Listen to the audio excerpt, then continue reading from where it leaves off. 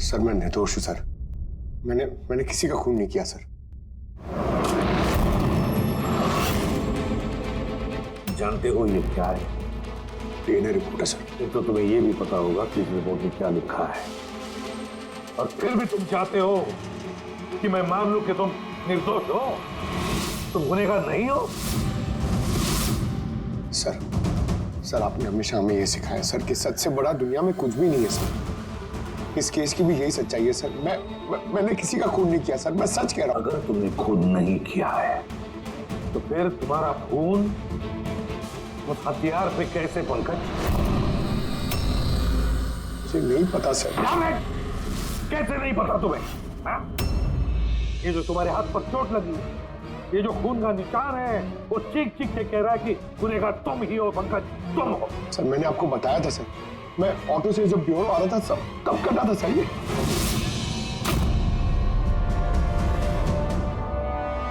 Sir ये भी हो सकता है कि कोई पंकज को फंसाने की कोशिश कर रहा हो। पंकज, इस आदमी ने तुम्हारा हाथ काटा था, शायद वही तुम्हारे खून का सैंपल लेके गया हो क्राइम सीन पे डालने के लिए। सर नहीं सर, सैंपल नहीं हो सकता उसके पास। उसने जैसे ही मेरा हाथ काटा था सर तो वो चला गया था और खून तुरंत नहीं आया था सर, थोड़ा टाइम लगा था। उसके पास मेरा सैंपल नहीं हो सकता सर। अगर तुम्हारा खून किसी ने नहीं दिया तो फिर तुम्हारा खून क्राइम सीन पर सिर्फ एक ही तरीके से जा सकता है पंकज, और वो भी तब जब तुम वहां खून करने गए थे तब। ये क्या बात हुई सर? अगर पंकज को झूठ बोलना होता, हमें गुमराह ही करना होता तो ये बोल सकता था कि इसका सैंपल कोई लेके चला गया है, मगर इसने सच बोला। इसका सच कोई मायने नहीं रखता क्या सर? हाँ अभिजीत, सच बहुत मायने रखता है, लेकिन फिलहाल इस केस का सच यही है, इस खून का एक ही सस्पेक्ट है और वो है पंकज।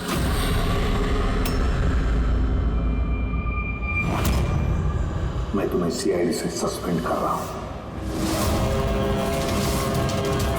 सर मेरा यकीन कीजिए सर, मैं सच कह रहा हूँ। मैंने खून नहीं किया, मुझे मेरे पिताजी की कसम है सर। पंकज, तुम्हारी गन और बैच। सर एक बेटा अपने पिता के श्राद्ध के दिन उसकी झूठी कसम कैसे खा सकता है सर? मैंने तुमसे नहीं पूछा फ्रेडी। गन और बैच।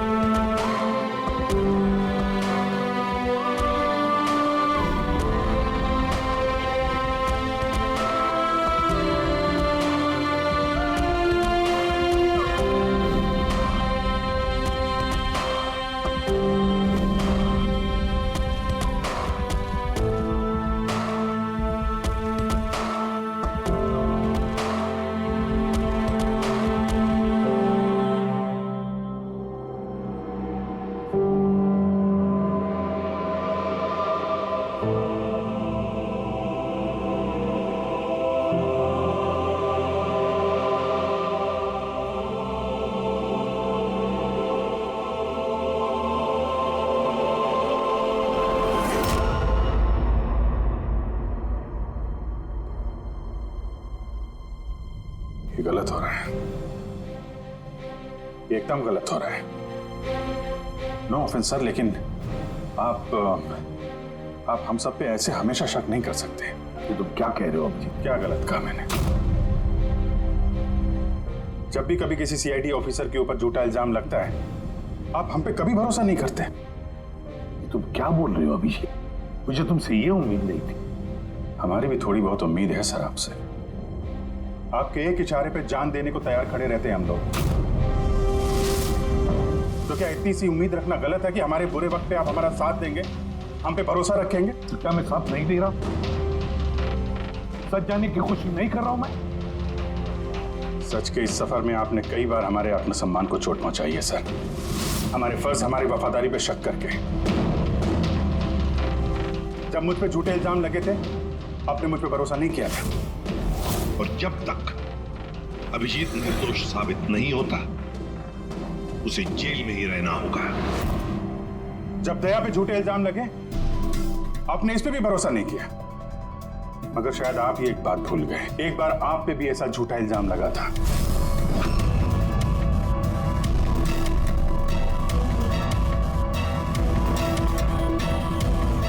उस वक्त हम में से किसी ने भी आप पे शक नहीं किया था, बल्कि एक मजबूत दीवार बन के सामने डटे खड़े रहे थे ताकि आपके ऊपर आंच ना आ सके।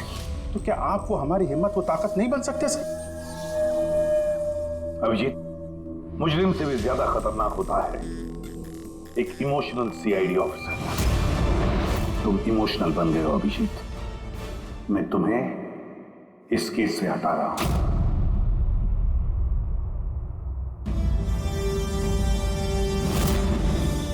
दया, पूर्वी, अब से पंकज की केस तुम दोनों इन्वेस्टिगेट करोगे, सिर्फ और सिर्फ तुम दोनों।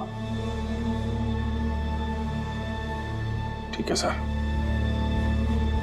अब आपको मुझ पे इतना भी भरोसा नहीं रहा कि मैं इस केस को न्यूट्रल तरीके से देख पाऊंगा भी या नहीं। इतने साल की ड्यूटी का ऐसा मेडल तो किस्मत वालों को मिलता है। Thank you sir.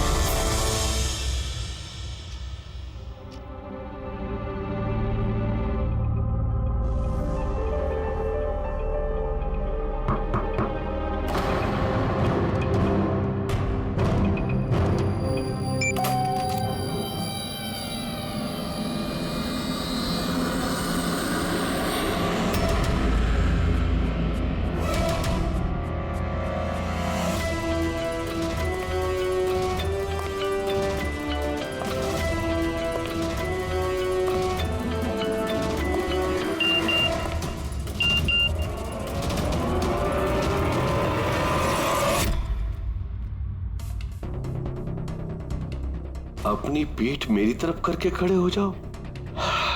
चलो ये भी करके देख लेते हैं।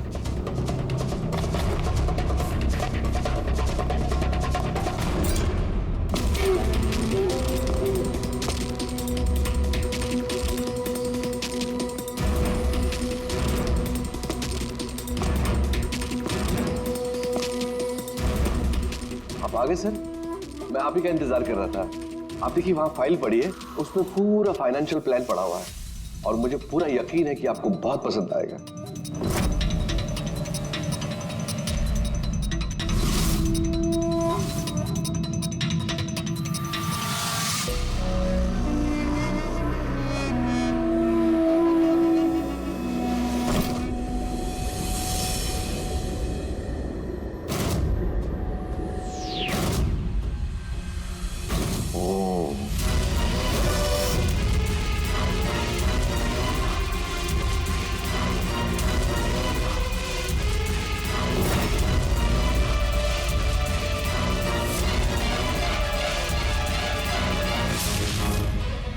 अरे ये तो नकली है।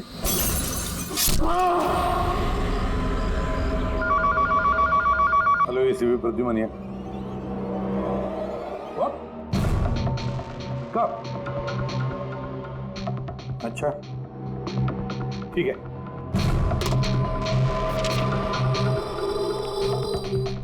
दया, अभिजीत, विक्रम विजय का खून हो गया। विक्रम विजय, वो हवाला कांड वाला सर? वही विक्रम विजय आज तक कानून से बच के भाग रहा था। आज उसका कत्ल हुआ, उसके ही घर में। एक न एक दिन तो ये होना ही था सर, इतने सारे दुश्मन पाल रखे थे उसने।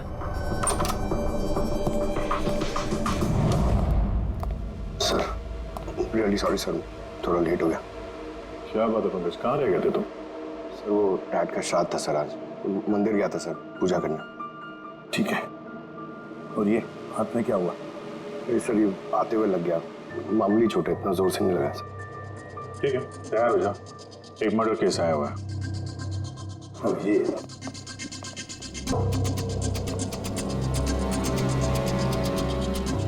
इसका मर्डर हुआ है विक्रम विजय का।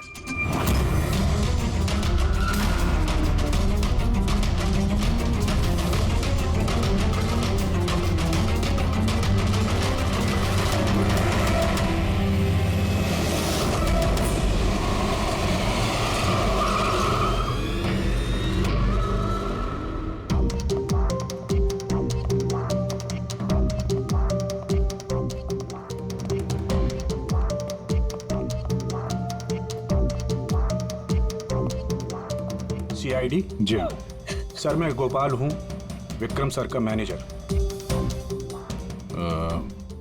ये तीनों कौन? ये मोहित, विशाल और ये राघव है, ये सर के सिक्योरिटी गार्ड्स हैं। और आप? ये विक्रम सर की वाइफ हैं, मधु मैडम, और बाकी सब स्टाफ है। बॉडी कहाँ है? सर बॉडी अंदर है। ये गर्दन पे वार किया है और पेट और छाती पे भी मारा है। उन्हें पक्का करना चाहता था कि किसी भी तरीके से ये बचने ना पाए।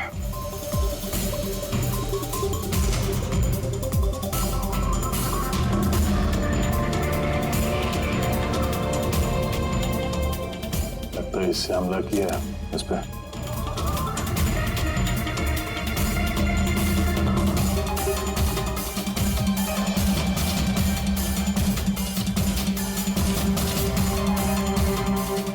विक्रम के फोन पे आखिरी मैसेज किसी अननोन नंबर से आया।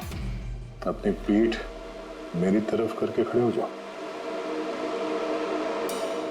पीठ मेरी तरफ मतलब वो आदमी इसको अपना चेहरा नहीं दिखाना चाहता था क्या?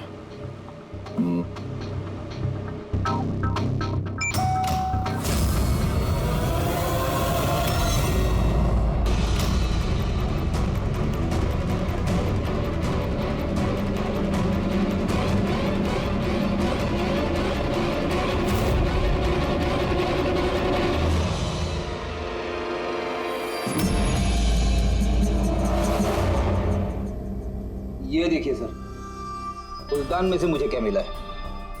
Audio recording device. Audio recording device? इस कमरे में जो भी बात हो रही थी वो कोई सुन रहा था। मैं उसका नाम तो नहीं जानती, पर वो जिस तरीके से तैयारियां करवा रहे थे उस हिसाब से तो लग रहा था जैसे वो उनका बहुत खास क्लाइंट हो और वो सिर्फ विक्रम से ही मिलना चाहता था। ये क्लाइंट विक्रम के कांटेक्ट में आया कैसे? सर मेरी वजह से। उसने मुझे पहले कांटेक्ट किया था। वो विक्रम साहब का पूरा इतिहास बहुत अच्छी तरह से जानता था और विक्रम सर उसके इस होमवर्क से बहुत इम्प्रेस हुए और उन्होंने मुझसे मीटिंग फिक्स करने के लिए कहा। तो आप उससे पहले मिले थे? नहीं सर, उसने कॉल किया था और वो भी प्राइवेट नंबर से।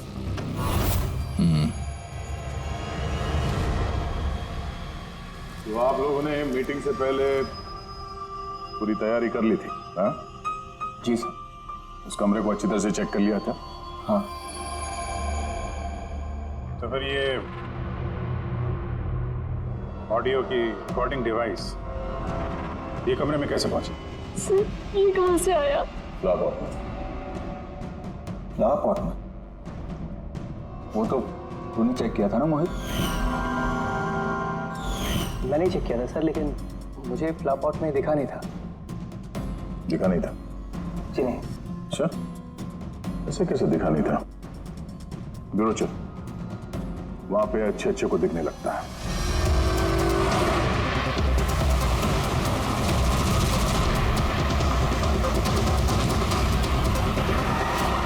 मोहित पे नजर रखना। गोली में चलाना। कैलाश सर? हाँ, कौन है ये? सीबीआई ऑफिसर है कैलाश जी। कैसे है सर? बढ़िया। क्या बात है सर, आपने अचानक रास्ता रोक लिया? अभिजीत, मुझे वो आदमी चाहिए जो तुम्हारी सीआईडी की गाड़ी में बैठा है। मोहित? वो हमारा मुजरिम है सर, हम उसे ब्यूरो ले जा रहे हैं इंटेरोगेट करने के लिए। नहीं अभिजीत, वो मुजरिम नहीं है, एक सीबीआई अफसर है। क्या करें आप? ये मोहित सीबीआई ऑफिसर है? मगर सर ये तो वो गार्ड की नौकरी कर रहा था विक्रम। क्या दिखावा? सच को छिपाने के लिए। कैसा सच?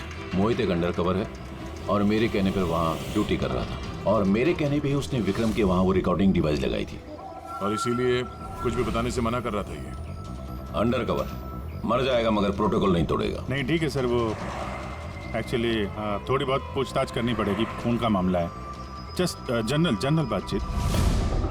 और हमें वो ऑडियो रिकॉर्डिंग मिल सकती है सर? हम जानना चाहते हैं कि खूनी और विक्रम के बीच क्या बात हुई थी। आप आ गए सर? मैं आप ही का इंतजार कर रहा था। आप देखिए वहां फाइल पड़ी है, उसमें पूरा फाइनेंशियल प्लान पड़ा हुआ है और मुझे पूरा यकीन है कि आपको बहुत पसंद आएगा। ये नोट तो नकली है। सर ऐसा लगता है कि विक्रम विजय खूनी को जानता है, इसलिए खूनी ने उसे अपना चेहरा देखने ही नहीं दिया। और जैसे ही विक्रम को पता चला कि जो पैसे उसे दिए गए वो नकली हैं, खूनी ने उसे मार दिया और बैग लेके चला गया।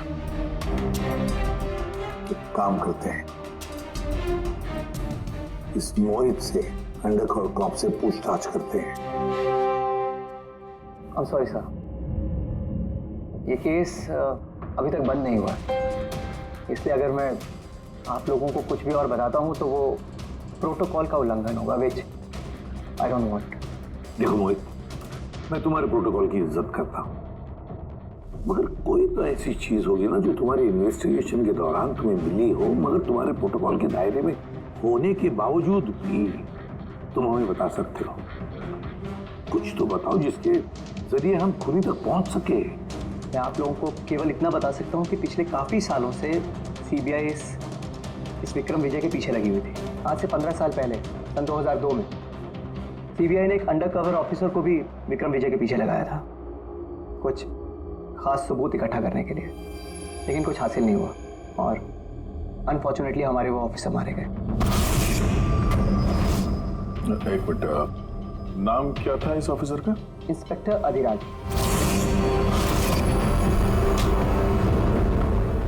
इंस्पेक्टर अधिराज। इस बोतल पे जो खून है, इस खून में विक्रम की डीएनए के अलावा किसी और का भी डीएनए। विक्रम के डीएनए के अलावा किसी और का भी डीएनए है? मेरे कहने का मतलब है कोई और भी था। कौन था सारुण के? तो विक्रम ने डाटाबेस में कंपेयर करके देखा, मैच करके देखा तूने? उसकी जरूरत नहीं पड़ी। जरूरत नहीं पड़ी का क्या मतलब है सारुण के? किसका डीएनए है वो? वो डीएनए पंकज का है। What? वो डीएनए पंकज का है? हमारे पंकज का? हमारे पंकज का। यानी कैसे हो सकता है? CID officer Pankaj, CID officer Pankaj खून कर सकता है? हमारा एक ऑफिसर खून है। लेकिन सर पंकज खून क्यों करेगा? वही तो, सीआईडी ऑफिसर खून क्यों करेगा? सर, विक्रम के घर से 1 किलोमीटर की दूरी पर पुलिस को एक लावारिस मोटरसाइकिल मिली है सर। किसकी मोटरसाइकिल है वो? सर वो पंकज की है।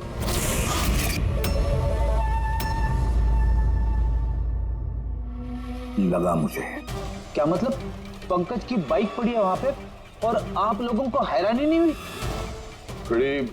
विक्रम विजय जिसकी मौत हुई है आज, 15 साल पहले अधिराज जी, पंकज के पिता, एक अंडरकवर कॉप, बॉडीगार्ड बन के विक्रम विजय के खिलाफ सबूत इकट्ठा कर रहे थे और उसी दौरान वो मारे भी गए।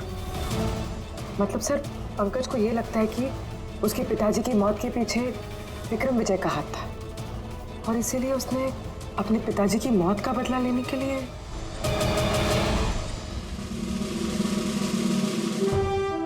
पंकज कहाँ है?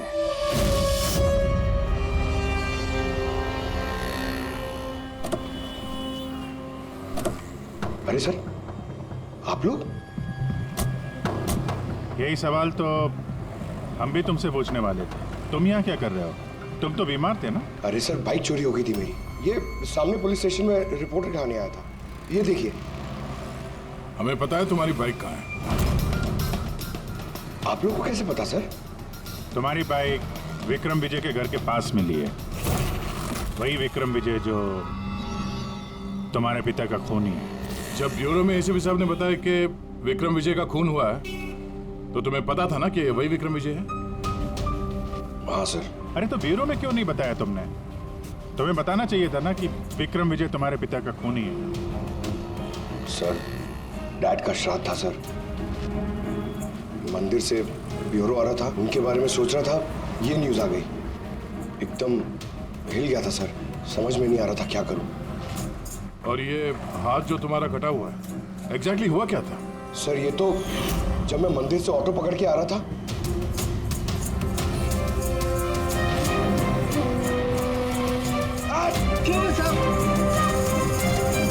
तो एक अनजान आदमी ये घाव देके चला गया, यूं ही बेवजह। सर, मैं जानता हूँ यकीन करना थोड़ा मुश्किल है, लेकिन सच यही है सर।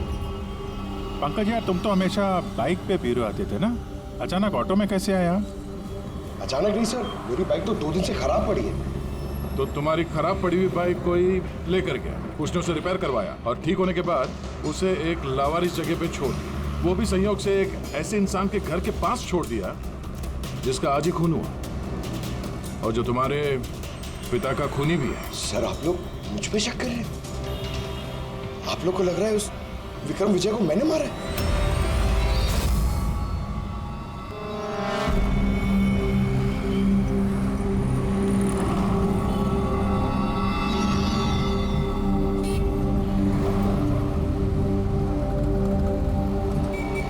अगर ये पंकज अपने घर से विक्रम के घर पे गया होगा तो वो यहाँ इस जंक्शन से ही गुजरा होगा।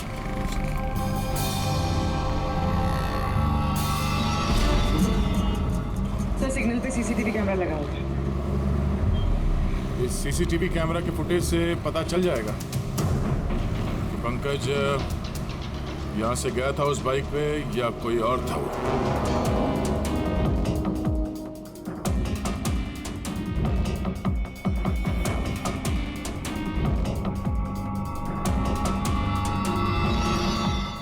एक मिनट रिवाइंड करना, पॉज कर। सर, ये देखिए, कि पंकज की तरह नहीं लग रहा है। बाइक का नंबर है XYA 4784। सर, पंकज की बाइक का नंबर भी यही है। पूर्वी, ये पंकज इतनी लापरवाही तो नहीं कर सकता कि एक जुर्म करने के लिए जाते वक्त सड़क पे एक और जुर्म करे, सिग्नल तोड़ने का। जरूर कोई है जो पंकज को फंसाना चाहता है और उसी ने ये सिग्नल भी तोड़ा है ताकि हमारा जो शक है पंकज के ऊपर वो और मजबूत हो जाए। मगर सर, पंकज को कौन फंसाना चाहेगा? शायद इसका कोई पुराना दुश्मन। सर, मेरा ऐसा कोई पुराना दुश्मन नहीं है जो मुझे फंसाने के लिए ऐसी साजिश रचेगा। सर, पंकज, दिमाग पे जोर डालो, कोई तो होगा। नहीं सर, अगर तुम्हारा कोई दुश्मन नहीं है तो फिर ये खून तुमने ही किया है। तुमने अपने पिताजी की मौत का बदला लेने के लिए, और वो भी उनकी बरसी के दिन। सर, मेरा बदला लेने की कोई मेंटालिटी नहीं है सर। मैं खूनी नहीं हूं सर, मैं एक CID ऑफिसर हूं। जहां तक पिताजी की बात है सर, मैंने तो उन्हें ठीक से देखा भी नहीं। सर मुझे तो ऐसा कुछ याद भी नहीं है जो उन्होंने हमारे साथ कोई अच्छा टाइम स्पेंड किया हो या हमारे साथ रहे हो। सर उन्हें तो फर्क भी नहीं पड़ता होगा कि उनका कोई बेटा है जिसे उनकी जरूरत भी है। सर मतलब तुम्हारे पिताजी के साथ तुम्हारे संबंध अच्छे नहीं थे? सर वो एक अंडरकवर कॉप थे सर। वो ज्यादातर अपने काम में ही बिजी रहते थे। घर गृहस्थी परिवार बच्चे इनसे उनका कोई लेना देना नहीं था सर। ये तो सिर्फ मेरी माँ ने पाला है सर। लेकिन फिर भी पंकज, तुम्हारी अपनी पिताजी के साथ कुछ ना कुछ तो यादें जुड़ी होंगी ना, कुछ भी? सर थोड़ा सा याद है मुझे सर, मुझे मेले में ले जाते थे सर वो, मगर मेले में ले जाने से पहले सर वो मुझे हॉस्पिटल ले जाते थे हमेशा। हॉस्पिटल में? वो क्यों? शायद बचपन में वो बहुत बीमार रहता था और वो हॉस्पिटल ले जाते थे और मुझे बहुत दर्द होता था सर। दर्द? पंकज, कहाँ दर्द होता था? सर पीठ में, यहाँ पे सर। पीठ में? पंकज, डॉक्टर क्या करते थे पीठ में? नहीं सर, ऐसा कुछ याद नहीं आ रहा सर। याद करो पंकज, याद करो। सोचो क्या करते थे? तुम्हारी पीठ में इंजेक्शन लगाते थे या पीठ में से खून निकालते थे? क्या करते थे? याद करो। Sir sir sir drill machine से कुछ करते थे सर हॉस्पिटल में। क्या कहा? ड्रिल मशीन से? और उसके बाद तुम्हें पीठ में दर्द होता था? बहुत दर्द होता था सर, मैं हफ्तों तक सीधे बैठ भी नहीं पाता था। और फिर घर जाने के बाद तुम्हें नींद सी आती थी, कुछ अजीब सा लगता था, चक्कर आता था? हाँ सर। सर मेले में भी जब मैं घूमने जाता था तो नींद में ही रहता था सर, ऐसे चक्कर आते रहते थे सर बस। लेकिन सर इस बात का इस केस से क्या लेना देना? लेना देना है बस। मुझे लगता है इसके पिताजी ने इसकी बहुत छोटी उम्र में इसका बोन मैरो डोनेट करवा दिया था। लेकिन सर बच्चों का बोन मैरो डोनेट करवाना तो गैर कानूनी है ना? गैर कानूनी है, लेकिन मुझे लगता है बॉस पैसे की वजह से या किसी भी और वजह से उस डॉक्टर ने इसके पिताजी के लिए ये सब कुछ किया था। वो ठीक है सर, लेकिन मेरी समझ में अभी भी ये नहीं आ रहा है कि इस बात का इस केस से क्या कनेक्शन है? कनेक्शन ऐसे है पूर्वी कि कई बार जब बोन मैरो डोनेट किया जाता है तो जिसे बोन मैरो डोनेट किया जा रहा है उस व्यक्ति को ह्यूमन काइमेरिज्म हो जाता है। ह्यूमन काइमेरिज्म? ये क्या है सर साहब? यूं समझो कि जिस व्यक्ति को बोन मैरो डोनेट किया जा रहा है उस व्यक्ति के शरीर में 2 डीएनए पैदा हो जाते हैं। एक डीएनए वो जो उसका खुद का है ओरिजिनल, और दूसरा डीएनए वो जो बोन मैरो जिसका ट्रांसप्लांट हुआ है उसका। इसका मतलब है सर पंकज का बोन मैरो जिसे मिला शायद उसके खून में भी ये पंकज का डीएनए शामिल है। Exactly that. बस मुझे लगता है कोई बहुत ही खास होगा वो जिसके लिए पंकज के पिताजी ने ये सब कुछ किया। कोई ऐसा खास आदमी जो पंकज के पिताजी इंस्पेक्टर अधिराज के बहुत ही करीब था और उसकी मौत का बदला लेने के लिए उसने ये खून कर डाला। और कौन?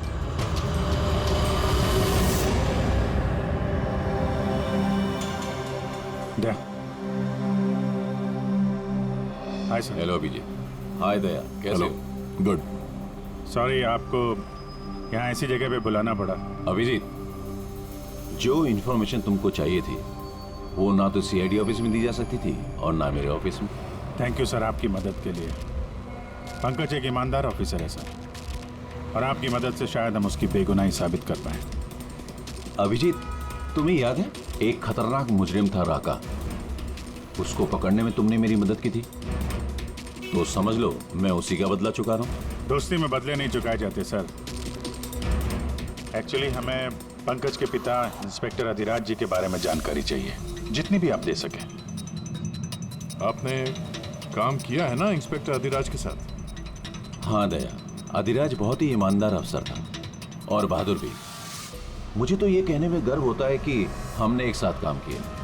सर एक्चुअली हमें ये पता करना था कि उनके अंडर कवर मिशन के दौरान उनके कभी किसी से कोई खास रिश्ते बने थे। आई मीन कोई नया परिवार, ऐसा कुछ। अभिजीत, ये जो अंडर कवर की दोहरी जिंदगी होती है, मुश्किल होता है जीना। एक पुलिस वाला भी तो इंसान ही होता है ना, और उसे भी वो चौकट कभी कभी नहीं लगनी चाहिए जो वो लांग गए। मतलब उनको भी किसी से प्यार हुआ था? उनका कोई दूसरा परिवार भी था? हाँ, अधिराज की दूसरी पत्नी बच्चे को जन्म देने के बाद गुजर गई। ओह, और अधिराज जी की मौत के बाद इस दूसरे बच्चे का क्या हुआ? ये राज हमेशा राज ही बना रहा कि अधिराज ने उस दूसरे बच्चे को कहाँ रखा, कैसे पाला, और वो बच्चा कहाँ गया, कभी किसी को नहीं मिला। और ये जो बच्चा है दूसरी शादी से, क्या उम्र रही होगी उसकी? ये पंकज से कोई 2-3 साल बड़ा होगा। शादी पंकज की माँ से पहले हुई थी, पर बच्चा दूसरी बीवी से पहले हुआ था।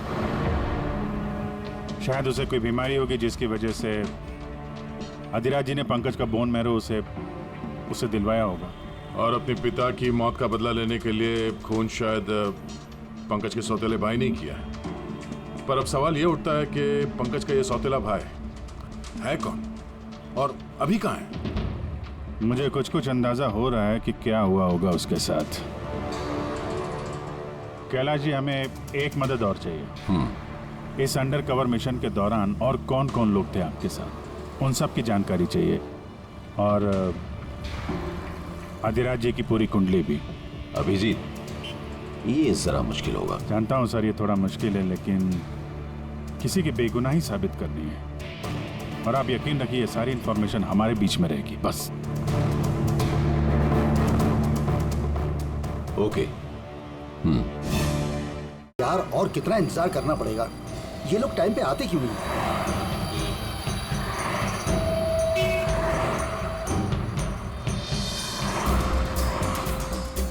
अरे यार, आधे घंटे से इंतजार कर रहा हूँ। अरे मुझे आज ही पूरा पैसा चाहिए। अरे मुझे निकलना है इस शहर से आज ही। तेरा हिसाब तो मैं आज, अभी और इसी वक्त चुकता कर दूंगा।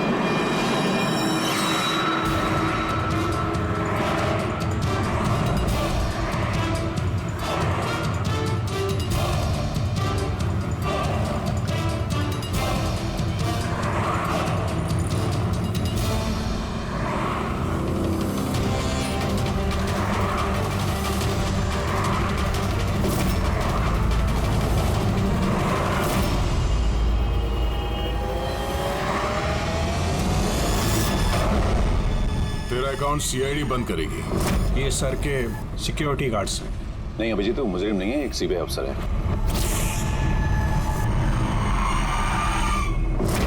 पिता के कर्ज को पूरा करना हर बेटे का धर्म होता है सर, और जो बेटा ऐसा करता है वही अच्छा बेटा कहलाता है, और वो हूं मैं। तुमने तो किया नहीं, मैंने लिया अपने पिता की मौत का बदला। देखो मोहित, तुम दोनों के पिताजी इंस्पेक्टर अधिराज एक नेक, ईमानदार और बहादुर इंस्पेक्टर थे। क्या लगता है तुम्हें, उन्हें तुम जैसे मुजरिम बेटे पर गर्व होगा या पंकज जैसे ईमानदार सीआईडी ऑफिसर पर? सच बात तो यह है कि पिताजी को हमेशा से इस पंकज पर गर्व था, और प्यार भी वो इससे ही ज्यादा करते थे। मुझे तो उन्होंने अनाथ आश्रम में डाल दिया था सर, ताकि उनके दूसरे परिवार पे कोई आंच ना आ सके। वो ये बात बताती तो हमारे पास आई क्यों नहीं? मैं तो भाई हूं तुम्हारा यार, हम दोनों मिलके पकड़ते विक्रम को, और कानून के रास्ते। नहीं चाहिए थी मुझे तुम्हारी मदद। हमारे पिताजी के कातिल को कैसे पकड़ना है और कैसे उससे बदला लेना है, ये सारी प्लानिंग मैंने कर रखी थी सर, बहुत सालों से। और यही कारण है कि मैं सीबीआई ऑफिसर बना, और ठीक हमारे पिताजी की तरह ही एक अंडर कवर ऑपरेशन पे गया विक्रम विजय के खिलाफ। लेकिन इस बार उसे सजा दिलवाने के लिए नहीं सर, बल्कि उसे खत्म करने के लिए। एक सीबीआई ऑफिसर होकर भी तुमने जुर्म किया। तुम जैसे लोगों की वजह से ही लोग कानून पर विश्वास करने से कतराते हैं। इस काम में केतन ने तुम्हारी मदद की थी ना? हाँ सर, केतन भी मेरे पिताजी के साथ काम करता था। वो भी एक अंडरकवर कॉप था। उसी ने मुझे सब कुछ बताया और उसके बताने से ही मुझे पता चला कि बचपन में मेरा एक ऑपरेशन भी हुआ था। और जब तुम्हें पता चला कि तुम्हारे खून में 2 डीएनए, एक तुम्हारा दूसरा मेरा, तो तुमने खून करके मुझे ही फंसा दिया। हाँ, और इसीलिए मैंने अपना खून बहाकर उस हथियार पे डाल दिया था और उसके बाद तुम्हारा हाथ काटा ताकि एक तीर से 2 निशाने लग जाए। मेरे दोनों दुश्मन, हमारे पिताजी का कातिल वो विक्रम विजय। हेलो कैलाश सर, मैंने विक्रम विजय के रूम में ऑडियो डिवाइस लगा दिया।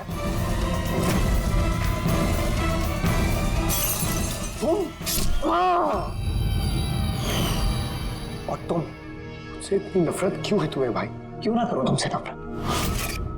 आज तक सब कुछ तो तुम्हें मिला है। हमारे पिताजी का नाम, उनका प्यार, उनकी इज्जत, सब कुछ। और दुख की बात तो यह है कि ये सब कुछ मिलने के बाद भी तुम्हें इतना सा भी होश नहीं था कि हमारे पिताजी का कातिल है कौन। अगर आज मैं नहीं होता तो हम दोनों के पिताजी का कातिल आज भी जिंदा होता और खुला घूम रहा होता। और तुम्हें क्या मिला हुआ है? जेल? और खून करके तुम्हारे पिताजी को क्या मिला मरने के बाद? शर्मिंदगी? सर एक बात पूछ सकता हूं आपसे? आप लोग मुझ तक पहुंचे कैसे? क्योंकि मैंने कोई कसर नहीं छोड़ी थी सारे सबूत पंकज के खिलाफ करने में। मोहित, हम जानते थे कि पंकज ऐसा कभी नहीं करेगा। और रही बात तुम तक पहुंचने की, जब हमें 2 डीएनए के बारे में पता चला तो हमने तुम्हारे पिताजी इंस्पेक्टर रजिराज का बैकग्राउंड चेक किया। उसमें हमें पता चला कि उनका और भी एक बेटा है, तुम। और फिर बस हमने उस बेटे की पूरी कुंडली निकाली, मतलब तुम्हारी। और फिर सारा मामला समझ में आ गया। बहुत गलत किया तुमने मोहित, बहुत गलत किया। कानून तुम्हें कड़ी से कड़ी सजा देगा, शायद उम्र कैद या फांसी।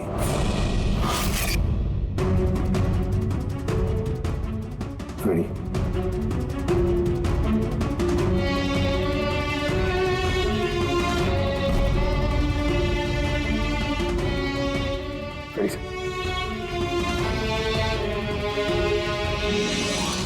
मैं जानता हूं तुम्हारे दिल में सिर्फ मेरे लिए कड़वाहट है, मगर मुझे पता ही नहीं था कि मेरा कोई एक भाई है।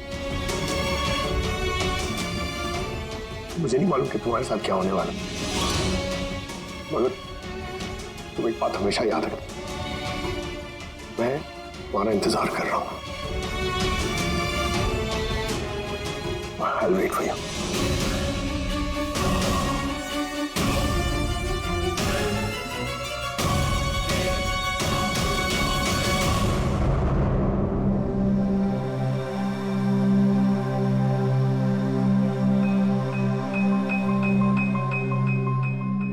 पंकज, देखो, तुम्हारे में ये जो अच्छाई है ना, इसे कायम जिंदा रखना, कायम।